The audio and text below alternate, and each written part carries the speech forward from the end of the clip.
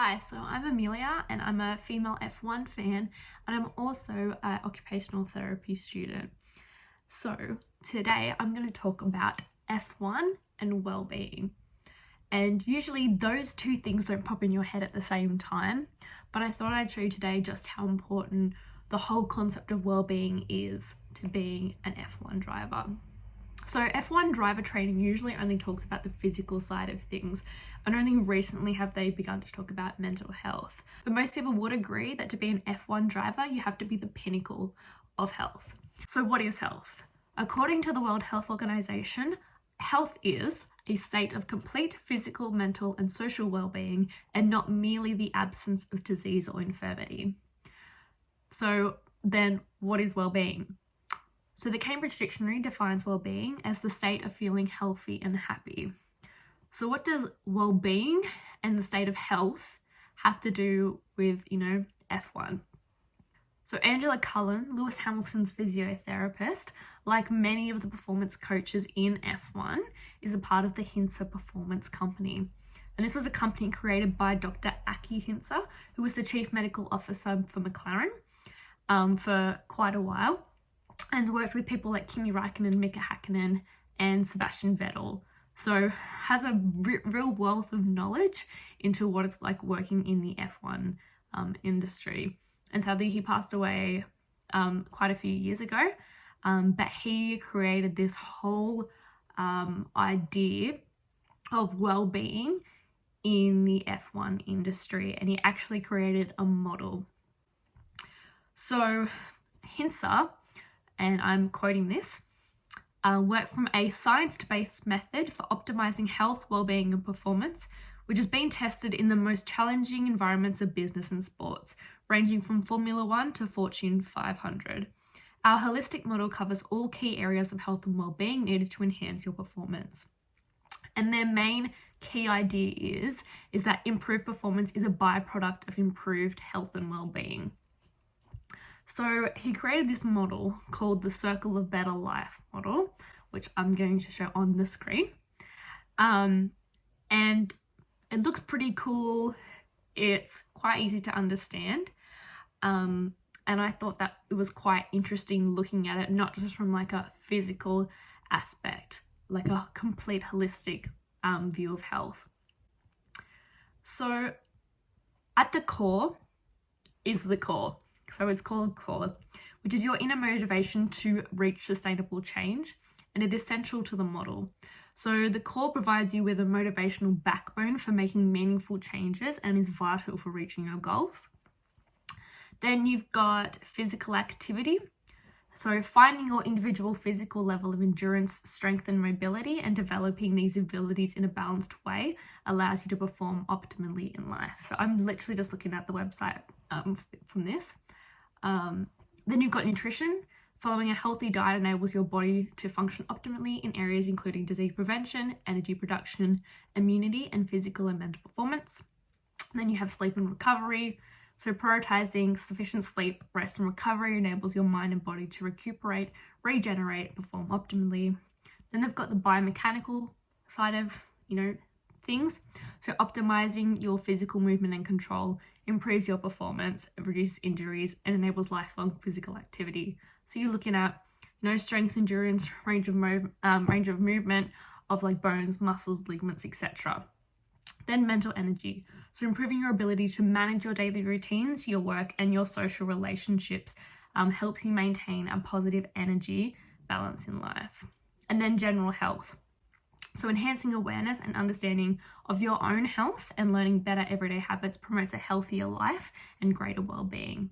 So most of these things can seem quite simplistic, and that information you could readily get from the internet looking at a variety of sources, but it is, for such a complex thing of well-being, it is quite hard to reach each and every single one of those. And even though it seems such simplistic information, it is, condensing this quite big topic and condensing it into a really quite small one.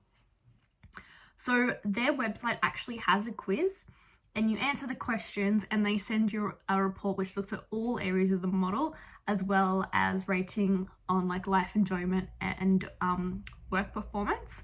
And I actually did complete it. So it rates each section that I just previously talked about out of 5 according to your answers. It has 5 different categories based off your performance, which is the best going from excellent, good, neutral, areas to focus on, and areas to improve.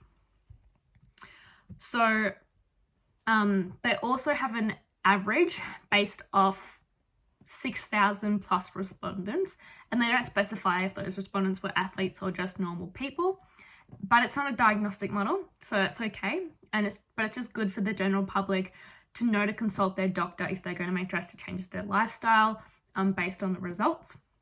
So don't go making if you do this, don't go making massive changes, but it is just good to kind of look at it in an overall kind of way, which is what I used it for. And I was quite interested in it because I didn't think they'd have this information readily available for people who aren't going to,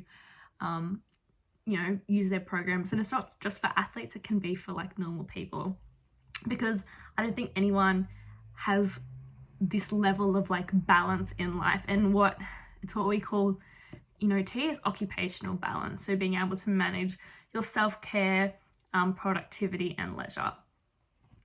So then in the report, they give you recommendations on areas you can work on. And the recommendations are actually quite good. They're a bit basic, but they're not just cut out all fat and sugar, do a ton of exercise. It's more what the average person can work on, and work on little bits at a time. So I'm going to look at mine as an example, but bear in mind that everyone's scores in all ranges and areas will be different, and mine is not an example of a perfect case. So here I am using myself as a case study based off my quiz answers. So don't compare yourself to me, but I'm just going to give you kind of overall look at what I inputted into the quiz, and talk about myself as if I was a case study. So I am a 21-year-old female who is somewhat satisfied with my overall health. I go to the gym 2 to 3 times per week and do 1 to 1.5 hour sessions and complete both endurance and resistance forms of exercise. I have generally good health with no physical limitations, and I sleep around 8 hours per day, but I can get tired during the day and experience fatigue in the afternoon. I have a varied diet, but I'm not able to manage my energy levels consistently through nutrition. And I sometimes find it hard to relax and sometimes cannot focus on tasks during the day.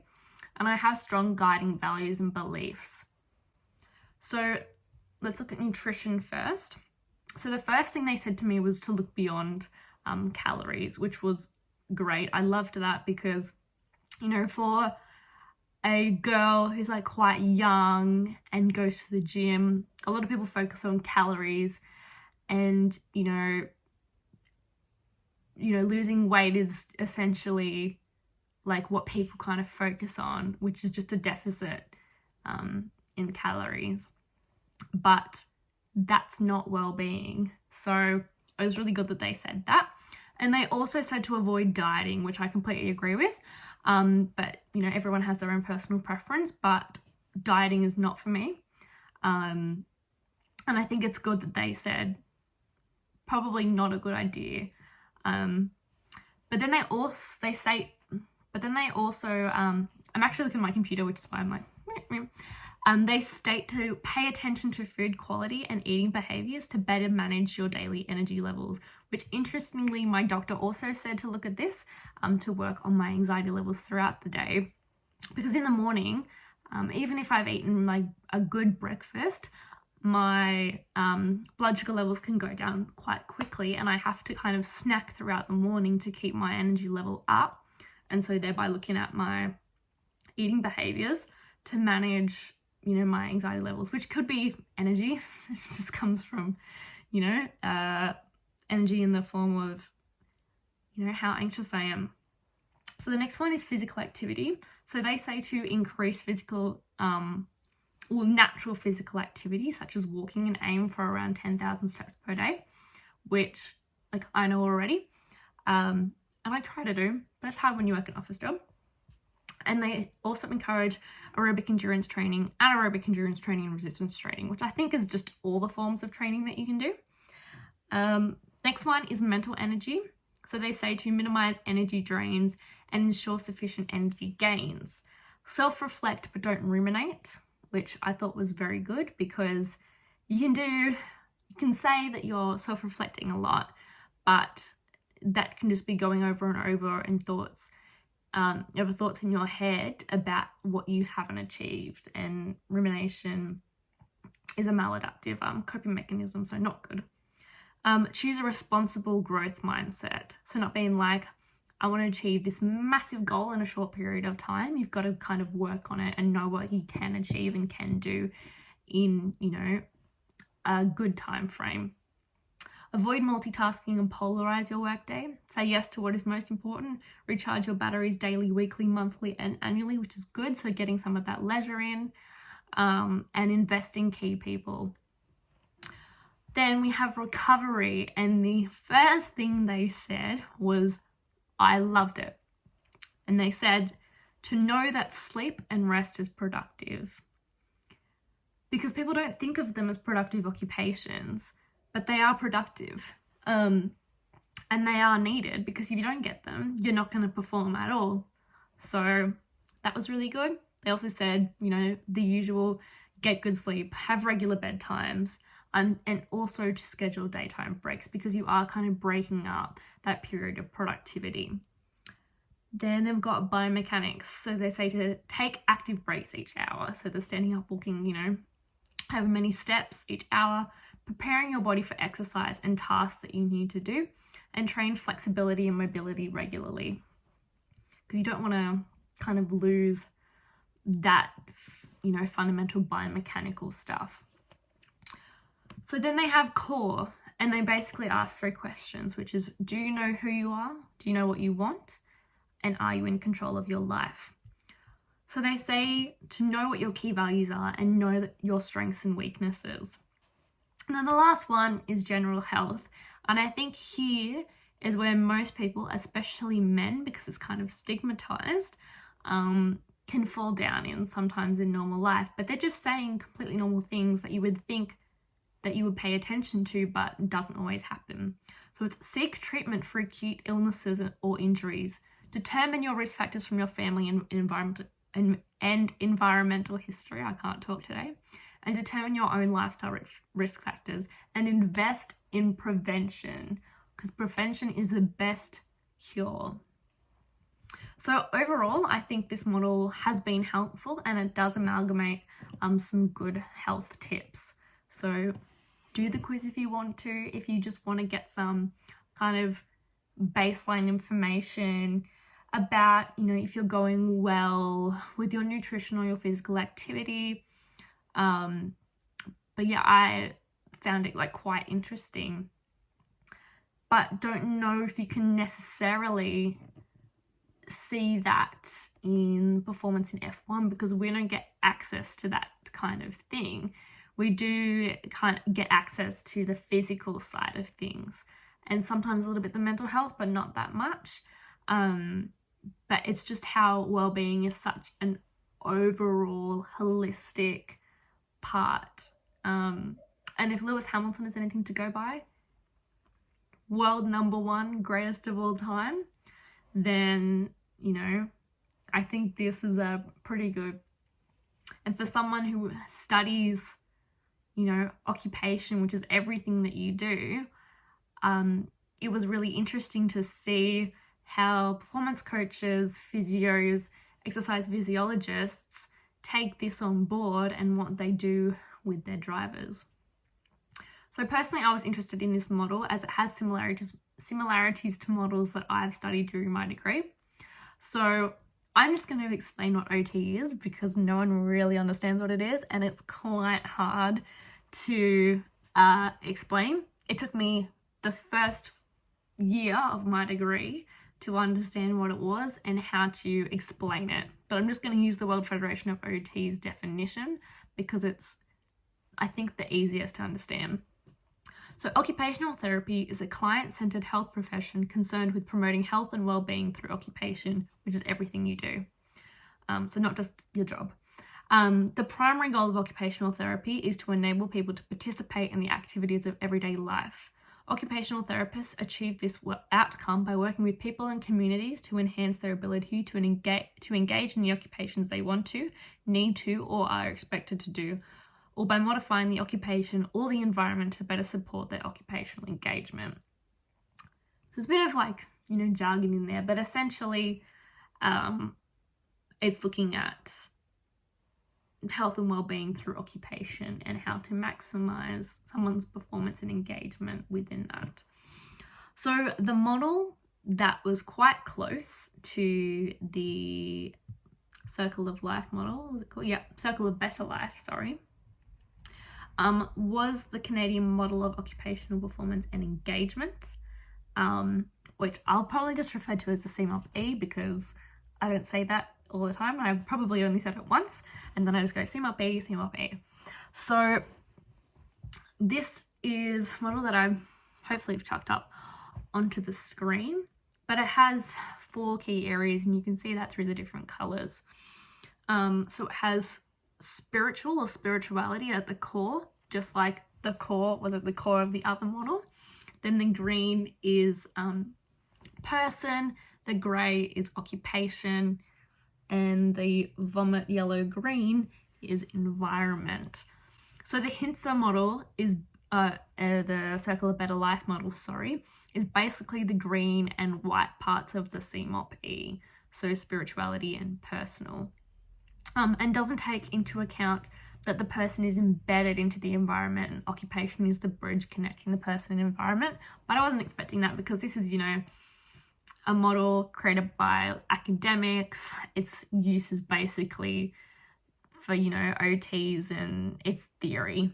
Like, you don't go doing it to everyone that you see, just kind of guides your thinking and gives you the baseline understanding of occupational performance and engagement, which is sounding very technical, but I'm gonna try not to.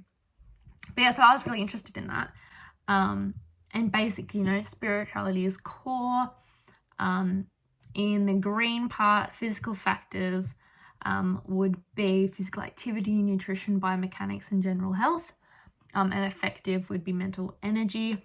Not so much in cognition because that's just, cognitive processes, memory, orientation, stuff like that, that you would assume Formula 1 drivers have those cognitive abilities. And then sleep and recovery would be the occupations of self-care and leisure. And as I said before, it is a productive occupation. So I found that really interesting. And I know this is a very random video and it's very niche, but I hope you guys enjoyed it. I found it, quite interesting and was like, maybe I do want to work in that kind of sports performance coach, because I don't think there's many OTs that do it. There is physios and exercise physiologists, which are allied health professionals, but not really OT, because we're usually doing more of the rehabilitation with people that do have those physical, cognitive, social limitations. But I think I've got my eggs in too many baskets currently. So yeah, but I hope you guys enjoyed and hopefully see you all soon. Bye.